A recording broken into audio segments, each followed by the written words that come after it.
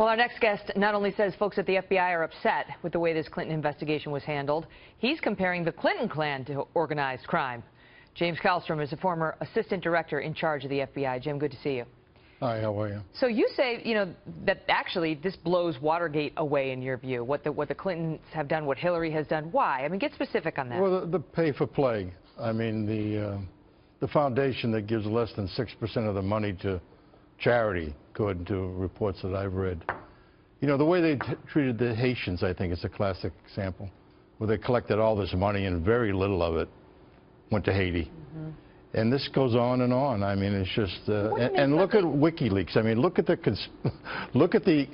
emails themselves and the complicity of staff, and it just goes on and on. Mm-hmm. I mean, and the lying is just. Now you have not given Director Comey a pass on this show, no. And certainly, not in July when he decided not to indict her because he thought he had the goods. But what do you make of what he did this time? Did he do, did he do the right thing?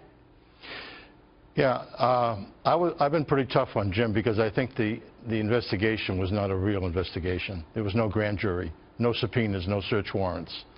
And that's not an FBI criminal investigation. That's not the way they're conducted. Why? Why would he do that? I just think he could, for whatever reason, he didn't stand up to the politics of this thing for some reason. I can't get in his head. Okay. I thought he was a great guy.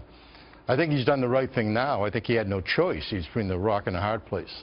I mean, for the New York office and other offices to be, giving him this information about what's on Anthony Weiner's computer, it's got to be something very substantial. It's a code red moment. Yeah, it's a code red moment. I mean, they only had the metadata initially. They have authority to look at certain things about Weiner, and his activities. Yeah, and they see the metadata there. And they see the metadata, and they see all this metadata, and they probably look at a few of these things just to get an idea of actually what's there. Does it involve Weiner, and they see some smoking guns or some big explosions. So they bring it up. I mean, they bring it up actually to the second in command is what we're told. And then some time passes and suddenly Comey's like, wait, what? And he comes out. Now, do you believe, because, some people say the FBI's gotten a black eye. They got a black eye in July when Comey didn't indict, but then came out and said she was a liar, basically. Yeah. And then this time around, the roles are reversed. Yeah, but let me be clear about one thing. The FBI getting a black eye is not the agents. It's not the guys that work there and the girls that work there and the ladies that work there. It's the people that run the organization for whatever reason did what they did. But I think now he had no choice. I mean, if he's getting this major information, what is he going to do? Talk about it after it leaks out? Talk about it, who knows? Who knows what that even is? Yeah, the men and having him involved, they're working hard and their morale is low because they're getting dumped on and they can't defend themselves. Exactly. I want to ask you this: you're a Trump supporter. You admit he's made a lot of mistakes. You are past those mistakes. Yeah. You're still voting for Donald Trump. Explain why. Yeah, Megan, I'm not a politician. I've never come out for any politician. I have actually a very low regard for most of them.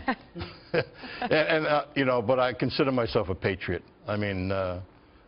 Maybe that's a bad word in today's age, which is a shame, quite frankly. But I think he would do a better job at keeping the United States what the United States is supposed to be. Getting our culture back. Our culture has been demeaned tremendously. Look at our education system. I mean, just look at everything about the country. We're in huge debt. We're not doing things right. We're not dealing with the world right. We're not dealing with our military, our police officers. We're treating them like crap. I mean, we're just not doing the right things, and I think he'll do a much better job than Hillary. She's got too much baggage. The Democrats are to blame here because they put someone up to run for president that has a long trail of lying.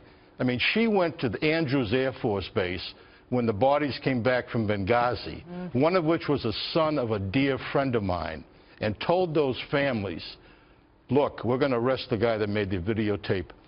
He's the person responsible for the death of your sons in those coffins right there. Yeah, we've had family members testify to that. She denies it, but family members, I mean, one dad has contemporaneous notes, in his record book. No, that's what she did. I mean, how can we elect someone that would do that thing? Great to see you, Jim. Okay, as always.